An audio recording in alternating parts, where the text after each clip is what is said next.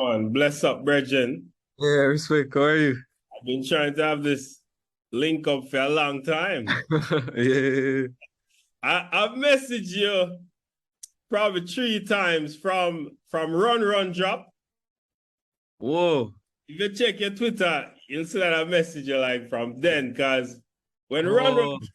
me da wonder which tune it sample. But me Yeah. would say there's like a module that was used back then that a lot of you use. And that's the first question I want to ask you. We're going to rewind it, but I want to ask you about that. Yeah. Run Rhythm, where did that come from? So actually, so it was inspired by it was really and truly inspired by the era. It was like the Gussie Clark, Steely and Cleve produced by Gussie Clark, that era, like the songs like Rumors. Gregory Isaac, they have a song. I don't remember the name of that rhythm, but a bunch of songs were on that. So the same, I intentionally use the same type of sounds and even like big up Uncle Clevey because it's somebody who I talk to all the time and him telling me like the insights and be like, oh, we use the DX for this drum sound and like he was like look up this sound and just someone can get it right. And so that's why when Run Run came out now, everybody did think I did just sample everything, but I actually recreated the sounds and like really get it to feel the same way. Yeah, Um, because I go to JC Lodge. I pull up like, yeah. I said, no, man, like, what is this? I called Donovan Jeremy in the same morning. I said, Donovan, you have a rhythm or something like this. He said, no, it's not the same rhythm. Some said, Yeah. so what is this? And in Yeah. point to Gussie Clark.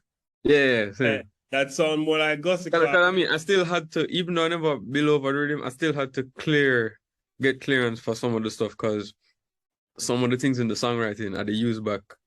They bought it. Get up, son of rock. I use back Shabba flow and something else I they use back. But would they have to go through like sample clearance and all that same way?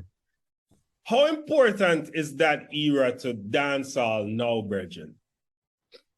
The dancehall, no. I mean, I feel like all of the different time periods equally important because just like oh for instance I could have bring back that with a modern artist like Shenseea who Shenseea is much younger than I am so she probably wasn't really aware at that time because I remember when I played her the demo and like she just hear it and she's just like yo I love this I want to record it and so but it just still sound fresh to them to like younger people but for people like me, like how them always say, you have to know where you come from, to know where you're going. So to me personally, I listen to those kind of things because it's important for me to kind of form new ideas and and there's the history. The history can't erase. So even though it might not be the most played thing right now, it still is the foundation of what we're on. If it wasn't for people like Steele and Cleveland and Gussie and Donovan German and all of these people who knows how the sound probably wouldn't push as far as it got to right now. Because you have to remember, like, I mean, obviously I wasn't born, but when Steely and Clevie them just a start the electronic sounds and thing, even Clevie tell me to like most of the older producers was like, yo, no go, this can't work, like them computer rhythm and blah blah blah. Same evolution thing where people just take a time for accept. So and them push the envelope and that was the newest thing at the time. So just like what we had to know or like younger youths do know with the trap dance and whatever. It's the same process over and over.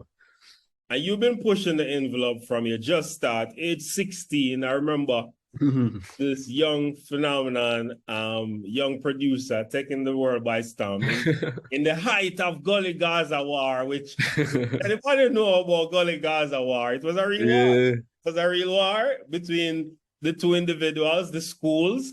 After Yeah. we used to shut down. I remember Champs not being held 1 year because Wow.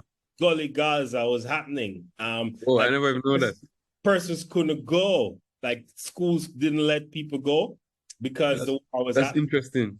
Yeah, but the Gully Gaza war was soundtracked by Yeah, sure. people like you, people like I think Birch that were tuning in that too, Don Carleon.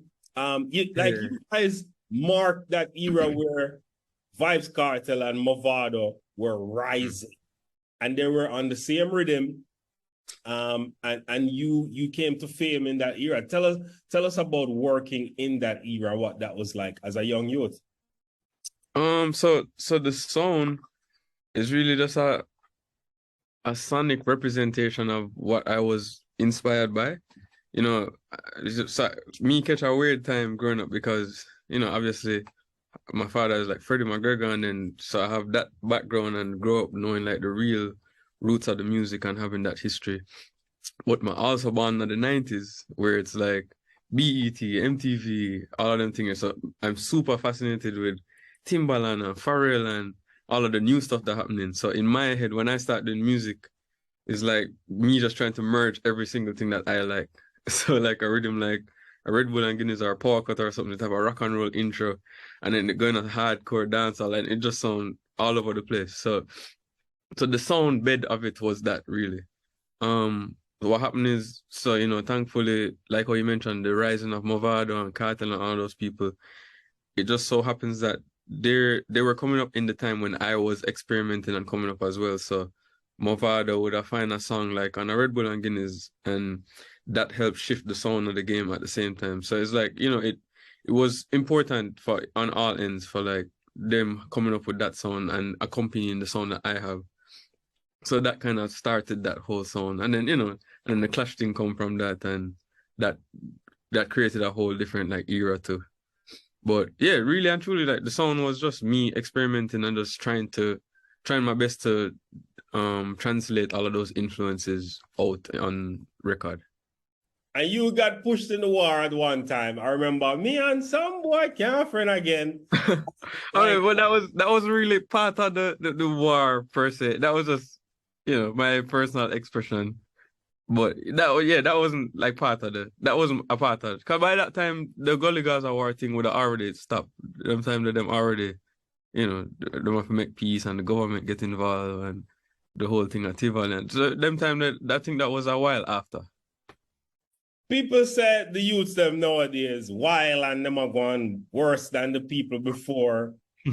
And I don't have a short memory. I remember Bakla Fling, remember Shatta Boss on stage. Yeah. Remember artists throwing back stuff in the crowd. Yeah, I remember that. I remember watching that. Promising people them are gonna get shot in the crowd. Yeah. Don't see that with the youth, but people are saying the music is more violent nowadays. The youths them lose themselves and all that. What do you have to say about that? Well, it's a tricky thing because I think everything is perspective, and I feel like everyone is coming from a different place as it relates to that conversation. So you'll have people who coming from a different time where some of the things now seem very extreme to them. But I feel like as the music is ever changing, so is the real world around us too. And I think they're usually quick to point at the music influencing the reality around us, and nobody really takes account for the reality influencing the music and influencing how the people know are acting. So, and especially like for songs to get popular and for artists to get popular and for figures to get popular, them have to be doing something that's relatable. So even if an artist sing the most crazy song with the most violent lyrics or something like that, the artist himself can't force somebody to like it. There has to be something relatable. So when you say Skilly say Wap Wap or when Briscoe say Ensure or something like that, the songs don't work just because they're funny and people want to laugh off it. It works because there's something happening why it's relatable. So whether or not that, so the other part I know, whether or not that some people don't accept that part of because like the whole moral part of it. And so funny thing, interesting thing I read the other day in a book, I can't remember which book, but there's a quote from someone and him say art was created to disturb the comfort, to disturb the comfort the disturb. And that is what happened now in the society, just like the art where the youth them make now, it disturbing to some people who were like, oh, morals, this. And then it'll comfort the youth them make the music. Because when you go in the garrison and thing, sometimes the music alone the youth them have will take them away from God knows what them could have ended up or do. So, there's a perspective thing. So I don't agree with the fact that like, oh, everything just wild and there's just doom and gloom and everything just go bad. Because the society is changing too. Everything is not in a bubble. So whether somebody want to look at it as being right or wrong, it's just that's what's happening. Like Jamaica now, where I say some violence were beyond things or ever said before, and the rest of the world too. So it's not it's not like it's not saying it's okay or not saying it's good or bad, but we can't single out the youth them or the music or just one part to be like, oh, blame this and don't look at anything else. So, you have to look on the full scope of everything before we start pointing and sticking blame at, oh, it's the music or, oh, the youth them or, oh, you know what I mean? It's them. Because like you said, you witness artists are wild out from long time. So say Supercat a fling back in a crowd and them things. So, and at the time that must be like, yo, somebody could have even dare think about this. And then now we pass that and it come like nothing to we know. But it's society has changed too. So, and the youth them, I think they're just providing the sound bed for what is happening around them. When we say like a bunch of people start talking about the Mali thing the other day with Skeng them or whatever, and same point again, Skeng them sing about that because that's what they're experiencing around them. So to somebody know who probably live in a Jack Hill, we're never ever going on the street set, we don't have a clue about Mali till him hear it in a song. The youth them probably already done in other world before. So to him it's just like, oh wow, how could somebody dare sing about this and influence my kids? But that's what's happening around them. And again, the reason why people relate to the songs because it's relatable. So them know are going to, and that's why it work. Because we see it all the time. Artists sing other songs and it just don't work because something not relatable. If an artist put out a summer song in December, it not go nowhere. No matter how great the song is. So we have to look on it, it's like it's not none of the thing them not forced. It's reality happening for real. Yeah.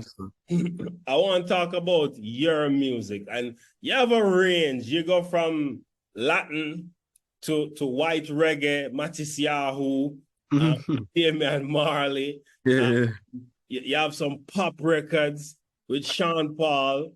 You have Shenseea records. You have Shakira. You have French Montana. You have Cardi B, Becky G. And you have a new John Legend coming. And this is not the first time you work with John Legend. You did Bigger Love. Yeah, I did two records with him on the last album. Don't Walk Away and Bigger Love. But you're also a writer. Two questions I want to ask you. One, how you get to do all of them collabs there? And two, are you signed with a record label? All right, so the first question, honestly, when you said all of that to me a while ago, I'm just like, oh, whoa, me to do that? Because I just head down, just focus on my work. And honestly, the whole heap of things is just a blur to me. Like a couple of years out of my life is just a blur. We just kind of move through it. But I mean, to do all of that, it takes time, just like with anything else. So when I'm not like at the forefront of the media or something like that, there's a lot of stuff going on in the background. So there's constant work and constant sessions and connections, just like with anywhere else. If you go in any part of the world and be there long enough, it's the same thing as long as you are putting in the work. So, a lot of these things come about to tie into what you're asking, a lot of these things come about from management, through publishers, and those relationships that you have with different artists or record labels. So the John Legend thing, for example, I was at Sony ATV at the time for publishing. And one of the A&Rs there, we were just having meetings and showing him music. And he was like, yo, would you do a session with John Legend? I think you guys would be dope together. I was like, yeah, I love John Legend music. I'd love to meet him at least. And then they put me in a session with him. And then, the session work out, me and John have a good vibe and then we end up work more. And then the pandemic started, and then John him send me like Bigger Love and just like, hey, we'll start this song if you could have helped me finish it.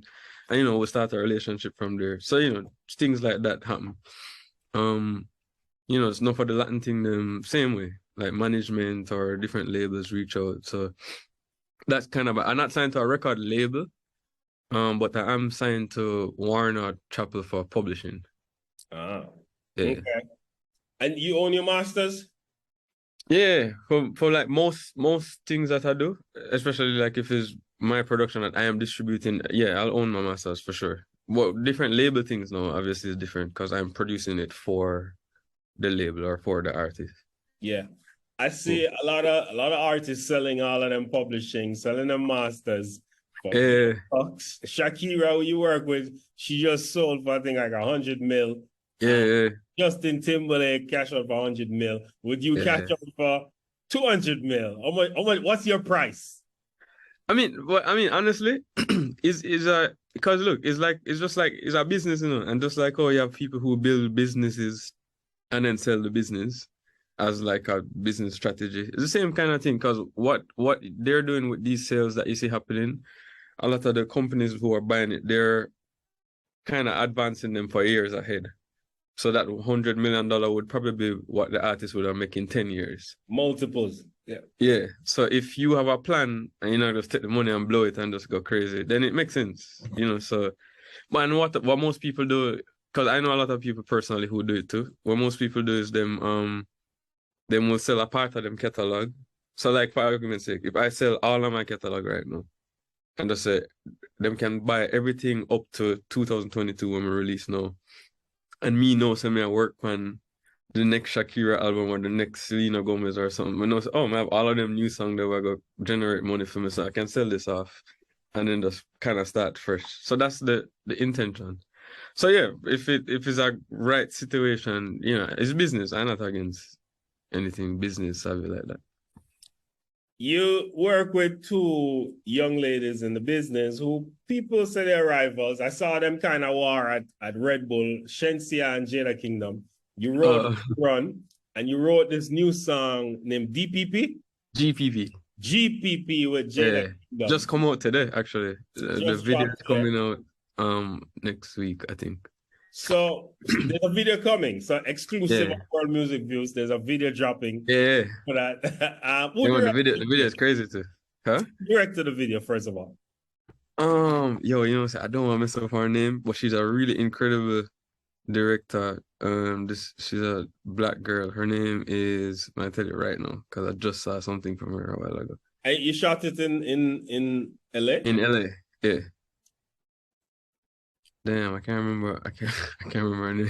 I'll research. Don't worry.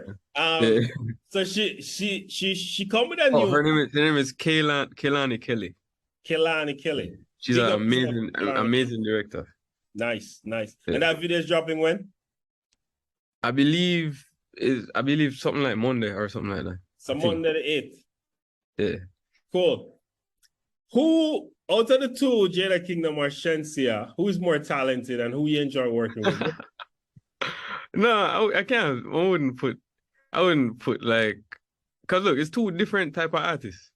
You know, and when you look from the outside looking, it's just like, oh, it's two dancehall artists, but it's two completely different artists. So, and you know, the two of them have different strengths, and that's one of the things though what I've been thinking about, kind of a segue from what you asked me, because I feel like that's one of the things where I've been trying to figure out how to get the culture of dancehall and Jamaica culture generally to kind of move away from kind of the either or kind of thing, because it's a beat we bad right now, because the reality is this: our culture is huge, but the music itself is so small that no one person can carry it at any given time. But because Jamaican culture, we have a either or, it's either Bounty or Beanie, or it's either Shenseea or Jada, it's either Sean Paul or Shaggy. You know, it's always that thing.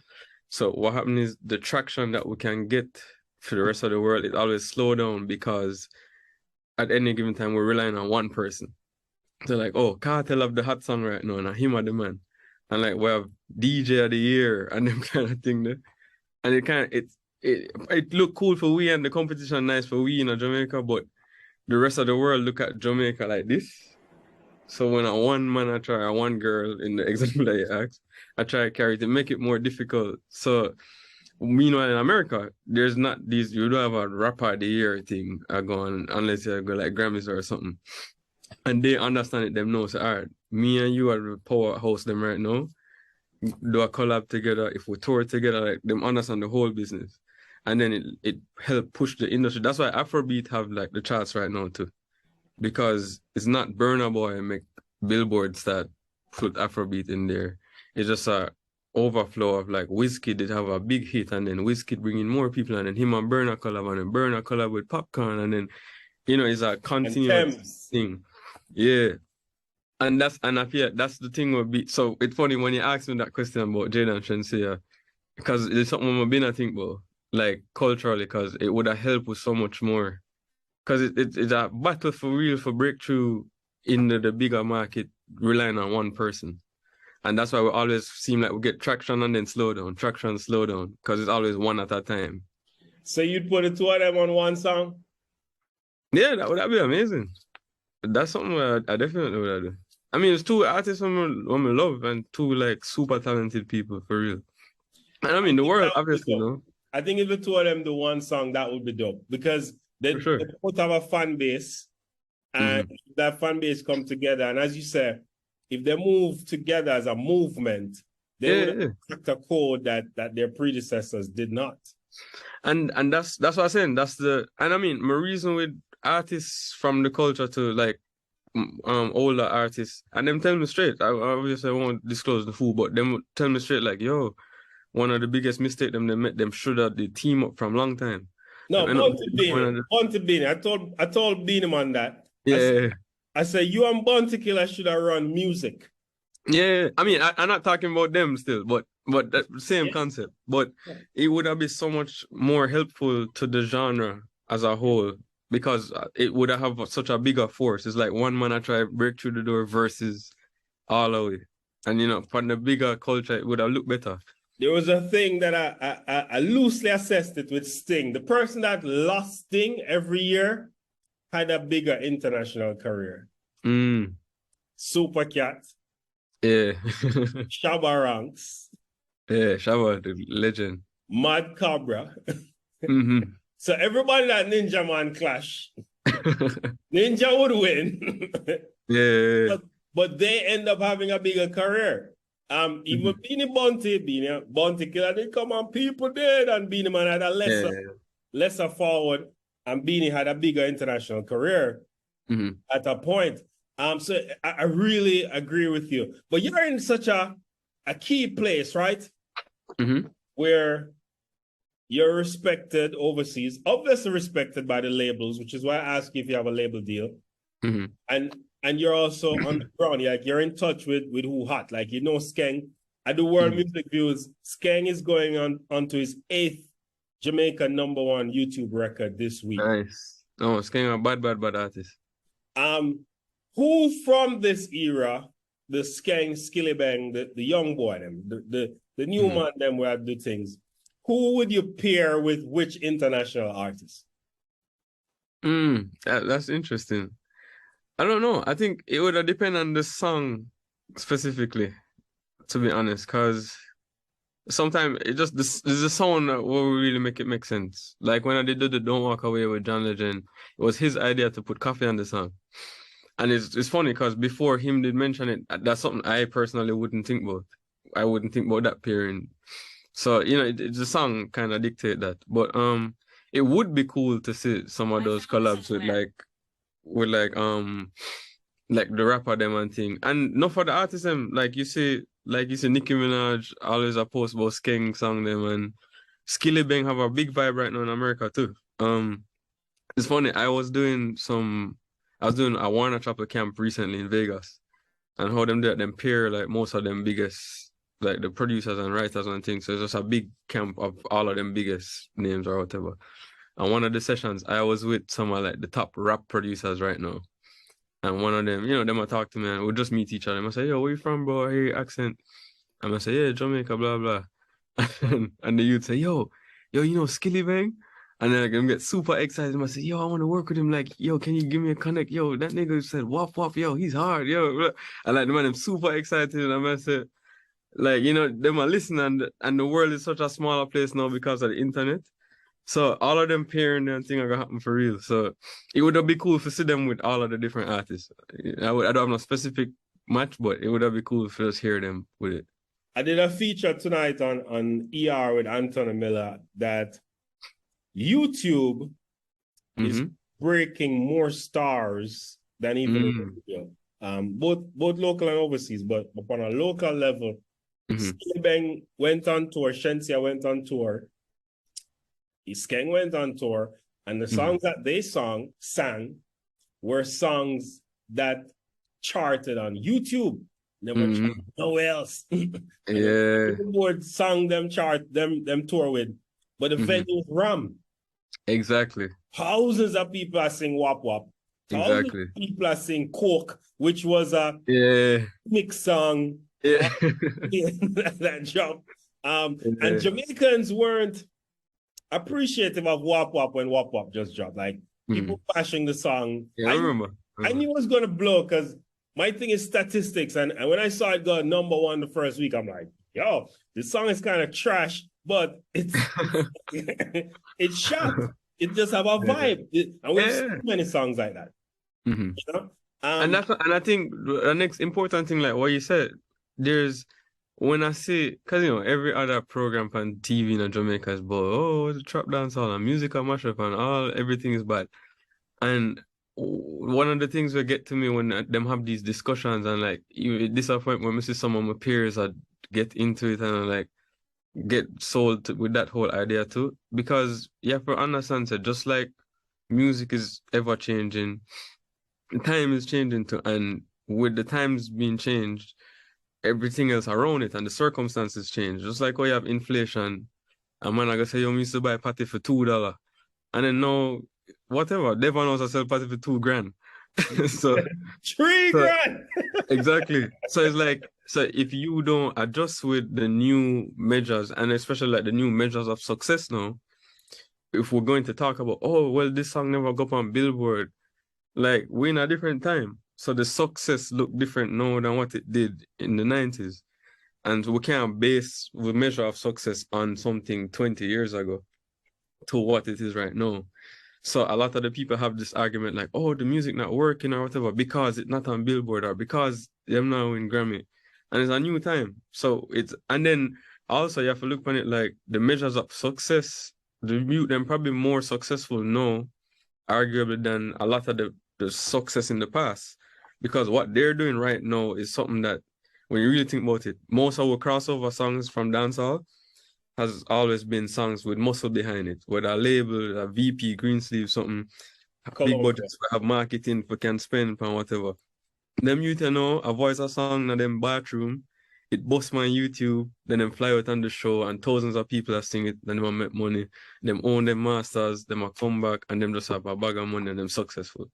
That to me is true success more than a label sign you to this bad deal where your life mash up forever, but all you can say, yeah, me did it on Billboard. The measures of success is different. Like I did hear in an interview one time, Shaka Demus was talking about how he never get any royalties on Murder, She Wrote. And that's one of the biggest songs in the history of music ever. Forget about dancehall or reggae. So it's like, so who is more successful then? Is somebody who can say that, oh, I was on the Billboard charts, or somebody who really just make money for provide for them family and set them life.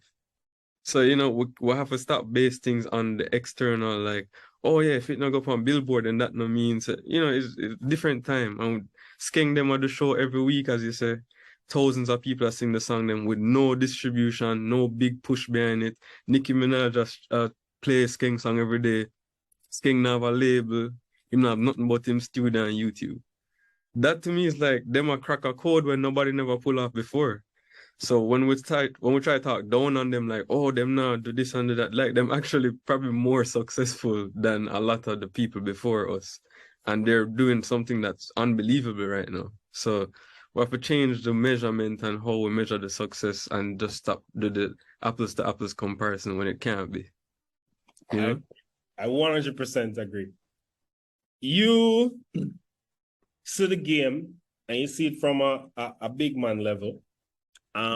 What advice would you give to the new youths that are just coming up who might want a record deal or whatever? Like, what advice would you give the youths nowadays? I would have said just you know, I think them might do it right. Them just be innovative and just, you know, try it. It's super hard as a creative to block out the noise, but you have to do it. Because, you know, musicians are some of the most vulnerable people in the world. So, you know, them have the bravado and the, you know, the stature of just this untouchable figure, but influence and, you know, feedback on them thing that affect them for real. So and I say you have to just keep your head down and just work and just do what you are doing, set your part. Just like the Skilly Bang example I used earlier. Wap Wap, they come out and everybody laugh and I say, yo, Skilly mash up, blah, blah, blah, blah. And then I one of the biggest dancehall songs in America right now. So, you know, you just have to focus and just believe in what you are trying to pull off. And, you know, cater to your audience. And, you know, usually when you're doing something innovative and new, everyone won't get it initially. But you know, but still you have to learn the history and like have respect for whatever was before you. But I would have said don't be blindly loyal to the history just because it's there. And you have to be careful of how you're taking the advice to, because a lot of people who are bashing out with some of the current stuff, they're not genuinely coming from a place of wanting to preserve the music. It's more like a bitter tone that is guys under the, oh, I love music so much, let me say something negative about what's happening. So you have to be careful of the advice and all of that too. And, you know, respectful same way, but just focus on what you are doing and believe in what you have and just get it, you know? Wow, I like that. I like that because there's a lot of bitter people for real who miss time or them time come and pass. And them just think them for hold on upon what was. So I really like that perspective. Give me a top five all-time favorite reggae dancehall artists. Whoa, that's super hard. You're down to five though. Five. Top five dead or alive. I can fit in everybody. But oh man, this is tough. Obviously, Shabba ranks definitely top of my list. Shabba, Super Cat.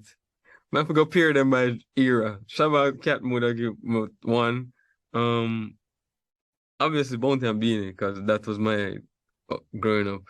Sham, Elephant Man, one of my favorite artists, one of my favorite persons in general. Obviously all of the people me work with, so I would just group them as one. And then well, enough people. Too much people for this. You know, say father. No, I mean that's a given though. That compulsory. But obviously Shaggy Sean, like, you know, people I'm genuinely fans of, not just because I work with them. Enough people. Too much people for mention. Tell me about this John Legend record, the production of it, how you got to produce it, what will it be about? Oh, so this new album, I think it come out September 9th. Yeah, I did 2 songs on this one. Speaking Tongues is one of them that features Jada Kingdom on there. That's an amazing song. I can't wait for that song to come out. One of my favorite songs I worked on this year. And then I have a next one on there called I Want You to Know. I think the 2 tracks on the album is next to each other. That's a crazy song too. That's a record that they started before. And then John sent it to me to kind of like reproduce it and finish it. But amazing record. Completely different from most of the stuff that I worked on, because like bigger production with like live horns and like enough things that happen. But yeah, it's a really good blend of stuff. And I heard John played me a bit of some of the album to before, and he have some really solid songs on there. But yeah, this is a different sound. Jada sound amazing on the Speaking Tongues record. She sound different too. We wrote the song myself, Verse, Simmons, and Fresh with John at his studio. And then I did record Jada on it at another spot here in LA. And then she and John did meet each other after and whatever. But yeah, it's a good look. The album game is really solid, and I'm excited for those songs. Nice. I love it, man. I'm very proud of you, Brethren. I've been watching from afar.